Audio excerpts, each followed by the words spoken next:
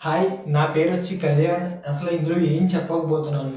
దేని గురించి మనం మాట్లాడుకోబోతున్నాం. ఈ ఛానల్ దేని గురించి మొత్తం వివరంగా చాలా డిస్కస్ మాట్లాడొచ్చు. ఈరోజు జరిగిన దాంట్లో నేను తెలుసుకున్నది ఏంటో ఫస్ట్ మాట్లాడతా. ఫస్ట్ మనకి డే టు డే లైఫ్‌లో ఏదో విషయం మనకి జరుగుతూనే ఉంటది. అయితే దాని నుంచి మనం ఏం నేర్చుకున్నాం, అది మన తర్వాత రోజుకి దాన్ని ఎలా ఉపయోగించుకున్నామనేది నేను మాట్లాడబోతున్నాను. ఇంకొచ్చేసరికి నేను కాలేజ్‌కి వెళ్తున్నాను. అంటే ఒక మార్నింగ్ ఫుల్ వర్షం. బట్ చూసుకుంటే నాకు అది ఇక ఎగ్జామ్ అయితే ఉంది. ఒక ఇంటర్నల్ ఎగ్జామ్ అయితే ఉంది. ఆ ఎగ్జామ్కి నేను అటెండ్ అవ్వాలి. ఒక ఆర్టీసీ అంటే నేను ఒక డే స్కాలర్ని. కాలేజ్ బస్ కంటే ఏది కాదు. ఒక ఆర్టీసీకి అయితే ప్రయాణించాలి. ఫుల్ వర్షం. కాలేజ్ వచ్చేసరికి 40 కిలోమీటర్స్ దగ్గరగా ఉంటుంది. అయితే ఇప్పుడు ఈ 40 కిలోమీటర్లు వర్షంలో వెళ్ళాలి. అది 9:30, 10 కల్లా అక్కడ ఉండాలి. ఎందుకంటే 10కి ఎగ్జామ్ స్టార్ట్ అయింది. అరౌండ్ ఎలా కాదన్నా వర్షం వస్తుంటే కొంచెం బస్సులు లేట్ అయ్యే అవకాశాలు ఉన్నాయి. అలాగే త్వరగా వెళ్ళే అవకాశాలు ఉన్నాయి. ఒకవేళ ఆపకుండా వెళ్ళిపోయే సందర్భాలు కూడా చాలా ఉన్నాయి. అయితే ఇందులో వచ్చేసరికి ఫస్ట్ థింగ్, ఆ రోజు నేను స్టార్ట్ అవ్వమే 8కి స్టార్ట్ అయితే 9:30 కల్లా మ్యాక్సిమం కాలేజ్కి వెళ్ళొచ్చు. బట్ ఇక్కడ నేను స్టార్ట్ అయింది 8:30కి అయితే స్టార్ట్ అయ్యా. 8:30కి స్టార్ట్ అయిన తర్వాత సంథింగ్ వర్షం వచ్చింది. మా ఊరి నుంచి ఒక సెంటర్కి వెళ్ళాలంటే ఆటోలు ఏమి ఉండవు. దాదాపు లిఫ్ట్ మీద అయితే వెళ్ళాలి. లిఫ్ట్ మీద వెళ్ళాలి. ఎందుకంటే ఒక ఆర్టీసీ చేసిన వాళ్ళకి మ్యాక్సిమం కొన్ని ఊరికి నార్మల్ బస్సెస్ ఉండవు. మీరు ఎప్పుడైనా రెగ్యులర్గా చూసుంటే అలా లిఫ్ట్ మీద వెళ్ళాలి. అరౌండ్ 4 కిలోమీటర్స్ అయితే ఉంటుంది. వర్షంలో ఎవరు ఆపట్లేదు. ఫుల్ వర్షంలో మామూలుగానే ఎవరు ఆపరంటే ఫుల్ వర్షంలో ఎవరు ఆపుతారండి? ఎవరు ఆపరుగా. చాలాసేపు చూసా ఒక అతను అయితే వచ్చాడు. వర్షంలో కొంచెం ఎలా అంటే ఎక్కించుకున్నాడు, ఆపాడు. అక్కడి నుంచి బస్సెస్ ఏమీ లేవు. ఆటోకి వెళ్దామన్నా కూడా ఆ రూట్కి వచ్చేసరికి ఆటోలు అయితే చాలా తక్కువ ఉంటాయి. ఆటోలు బస్సులు కూడా ఎక్కువ తిరగవు ఆ రూట్కి. రోడ్డు బాగుంటుంది, అన్నీ బాగుంటుంది, కానీ ప్యాసింజర్స్ ఎక్కువ ఉంటారని చెప్పి ఆ రూట్కి ఇంకా బస్సులు అయితే వేయలేదు, సింపుల్గా చెప్పాలంటే. అయితే అప్పుడు ఏమైందంటే ఒక లారీ, అంటే సమ్ గ్యాస్ సిలిండర్స్ లారీలు అయితే వెళ్తూ ఉంటాయి ఆ రోడ్ని. సో వర్షంలో ఇటు తప్పగా లారీ వాడు ఏంటి మనకేం తెలియదు కదా. ఎగ్జామ్కి అటెండ్ అవ్వాలి. అటెండ్ అయితే ఏదో ఒకటి ఆపాలి. ఎవడు ఆపట్లేదు. నా ముందోడు ఒకడు లారీ ఆపెక్కేశాడు. సరే మనం ఆపుదామని చెప్పి లారీ ఆపాను. ఓకే ఆపాడు తను కూడా. నేను రన్నింగ్లో వెళ్ళి లారీ పైకి ఎక్కాను. సంథింగ్ అలా జర్నీ స్టార్ట్ అయింది స్మూత్గా.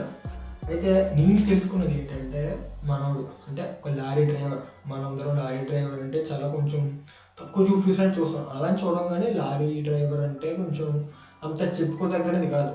మామూలుగా మన వాడుక భాషలో మీరేం చేస్తున్నారంటే అంత కంఫర్టబుల్గా చెప్పుకునేది కాదు. అయితే ఆయన అడిగాను, ఇలా ఏం చేశారంటే తను 10th అయిపోయిన తర్వాత డిప్లొమా చేశాడంట. తర్వాత అది కుదిరికి ఐటీఐ చేశాడంట. అలా కొన్నాళ్ళు చేశాడంట. వాళ్ళ ఫాదర్ ఒక గవర్నమెంట్ ఎంప్లాయ్. సింపుల్గా చెప్పాలంటే ఏపీఎస్ఆర్టీసీ డ్రైవర్ అంట. అలా తను 10th అయిపోయిన తర్వాత సెలవుల్లోనే అలా వాళ్ళ చుట్టాలకి వెళ్ళి లారీ ఉండడం అలా తీయడం వల్ల అలా అలవాటైతే వచ్చింది.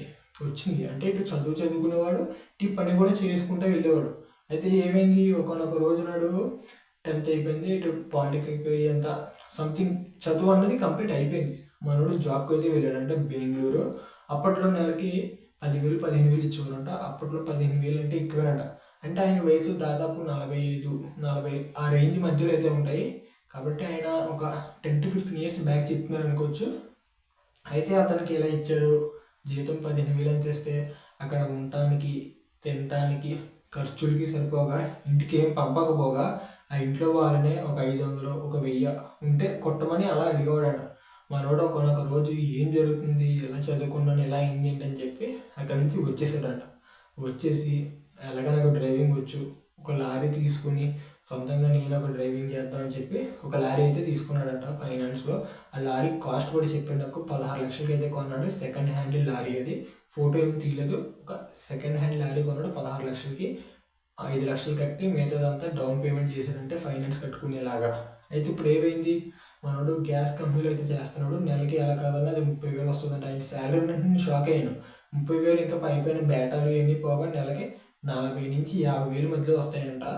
ఎలా కాదన్నా తను డ్రైవింగ్ కూడా చుట్టుపక్కల ఇంకా బయటికి వెళ్తే ఇంకెక్కువ వస్తాయి, కానీ ఎక్కువ 40,000-45,000 మధ్యలో అయితే వస్తాయి శాలరీ అన్నాడు. ఒకసారి ఏంటన్నా మీకు ఎంత వస్తాయి అంటే, మామూలుగా మనం బయట చదువుకునే వాళ్ళ పరిస్థితి ఏంటంటే ఒక 30,000 జాబ్ తెచ్చుకోవాలంటే ఎంత కాంపిటీషన్ ఎంత ఉందనంటే అన్న కూడా అదే అన్నాడు. నవ్వాడు అసలు ఫస్ట్. లారీ వాళ్ళకి అంత అవుతే మనం ఎక్స్పెక్ట్ చేయం కదా. అందులోని జర్నీ ఎక్కువ, నైట్స్ నిద్ర ఉండదు. ఏ పనైనా ఎవరికి వాళ్ళకి కష్టంగానే ఉంటుంది. ఎదుటివాడికి అది కనిపించకపోవచ్చు కానీ అందులో దూరితే తప్ప వాడికి తెలియదు.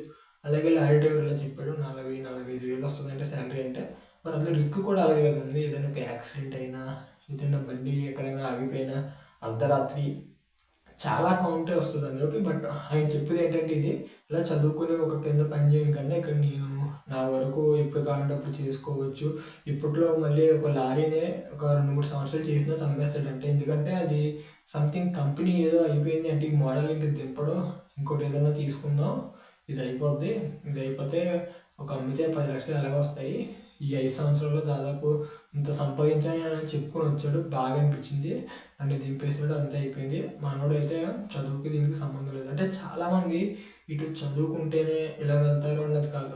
నేను నమ్మేది ఎక్కువగా, నేను పర్సనల్గా నాకు అనిపించింది ఏంటంటే, ఏది పనైనా ఎప్పుడు చేసినా అది గొప్పే, వాడికి గొప్పే.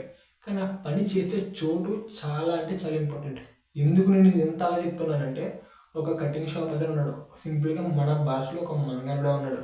మన ఊళ్ళో పల్లెటూరులో చేస్తే మహా అయితే ఒక 50-100, అదే సిటీలో చేస్తే మహా అయితే 200-100 మధ్యలో వస్తుంది. మరి అదే ఒక సెలబ్రిటీస్ దగ్గర చేస్తే లక్షలో డిమాండ్ చేయొచ్చు. ఇక్కడ మ్యాటర్ ఏంటి, అదే పని కాకపోతే అందులో కొన్ని స్టైల్స్ నేర్చుకోవాలి. అంటే దాంట్లో కొంచెం ఇది ఈ మోడల్ ఆ మోడల్ అని నేర్చుకుంటూ ఉండాలి. అంటే రోజు రోజుకి ఎలాంటిది వస్తున్నా దానికి అప్డేట్ అవుతూ ఉండాలి. అండ్ అంతేకాకుండా చోటు అక్కడ సెలబ్రిటీస్కి చేస్తున్నారు కాబట్టి సేమ్ అదే కత్తెర, అదే దువ్వెను, అదే కటింగ్ ఎవరు చేసినా, కాకపోతే అక్కడ వాడికి తెలుసు అంటే డైలీ ఎలా చేస్తున్నా, సెలబ్రిటీస్కి ఇలా కావాలని చెప్పి కొంచెం నాలెడ్జ్ ఉంది. ఇక్కడ మనోడు మామూలుగా చేసుకుంటూ పోతాడు. బట్ ఇక్కడ మ్యాటర్ ఏంటంటే చోటు, ప్లేస్ అనేది చాలా ఇంపార్టెంట్. నీకు ఎంత పెద్ద ఎంత మంచి పని, నువ్వు ఎంత పని మంచి రావునే కానీ నువ్వు అక్కడ ఉండాల్సిన ప్లేస్లో లేకపోతే నీకు అక్కడ ఎదుగుదల ఉండదు. అంటే నేను నమ్మేది మోస్ట్లీ ఇది మీరు ఏకీభవించవచ్చు, లేకపోతే లేదంటే చదువుకుంటే సెక్యూరిటీ ఇదంతా అంటారు.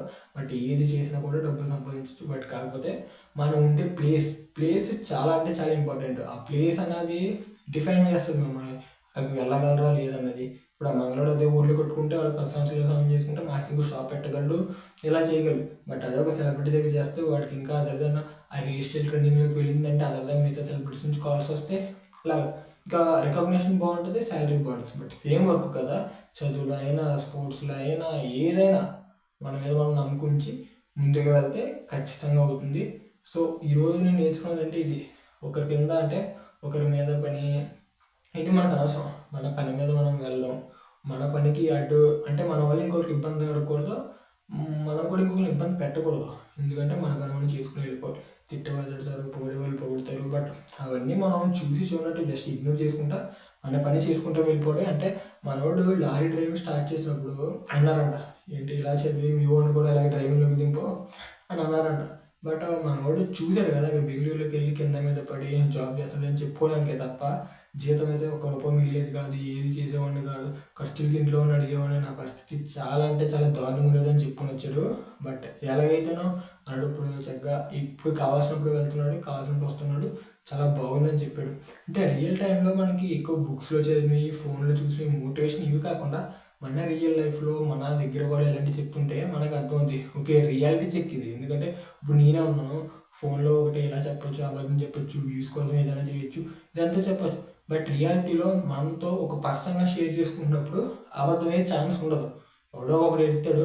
బట్ అదంతే కాదు, మెజారిటీ ఆఫ్ ది పీపుల్ చెప్పింది ఏంటంటే, అంటే మనకి స్కూలింగ్లో కాలేజెస్లో ఎక్కువ ర్యాంకులు, ఓకే ఇదే టాపిక్. అంటే నేను చెప్పేది నా ఇంటర్లో, నా 2015-16 బ్యాచ్లో ఇంటర్లో ఏ మ్యాథ్స్ ఉందో ఇప్పటికి కూడా అదే మ్యాథ్స్, ఇంకా అదే సబ్జెక్ట్ అదే ఉంది. బట్ అమ్మ అప్పటికి ఇప్పటికి ఎంత డెవలప్ అయింది టెక్నాలజీ చూసుకున్న, కొత్త మార్కెట్లో కొత్త వచ్చినాయి, అన్నీ వచ్చినాయి. చదువులో మాత్రం ఎలాంటి అప్డేట్ లేదు. అయ్యే నేర్చుకోవాలి, అవి నేర్చుకుంటే మార్కులు మంచిగా వస్తే అది తోపు, లేకపోతే కాదు. ఇంకా ఇదే ఫార్మాలిటీలో స్కూల్స్ ఉన్నాయి. మన పేరెంట్స్ కూడా ఇది ఇంట్రెస్ట్ ఉంటుంది కాకుండా ముందు చదువుకోరా, తర్వాత ఆల్టర్నేటివ్గా చేసుకోరా, 2 బ్యాలెన్స్ చేయాలి అంటారు. ఓకే అది గుడ్. బట్ నేను చెప్పేది ఏంటంటే, ఇక్కడ ఈ స్కూలింగ్లో చెప్పేది ఇదంతా అదే సిలబస్ అబ్బా, 20-30 సంవత్సరాల నుంచి అదే సిలబస్ చెప్తారు.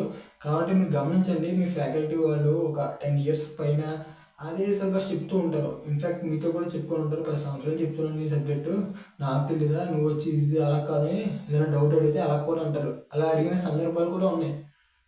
ఇది సిలబస్ మార్చరు, ఏం మార్చరు, జాబ్లో మాత్రం వచ్చేది ఈ మెంటాలిటీతో కాదు. ఏది చేసినా మనం ఉండే ప్లేస్ వెరీ ఇంపార్టెంట్. సో ఇది ఈరోజు నేను చెప్పాలనుకున్న వీడియో. మీకు ఎలా నచ్చింది కింద కామెంట్ చేయండి. నా నెక్స్ట్ వీడియోలో ఇంకా ఏమైనా నేర్చుకోవాలని, డైలీ ఒకటి నేర్చుకోవాలని ఫిక్స్ అయ్యాను. ఈరోజు నా రియాలిటీలో నేను నేర్చుకున్నది అయితే ఇది. ఒక ముందు తెలియలేదంటే తెలిసింది, బట్ ఈరోజు అయితే మీతో షేర్ చేసుకోవాలనుకుంటున్నాను. Thank you.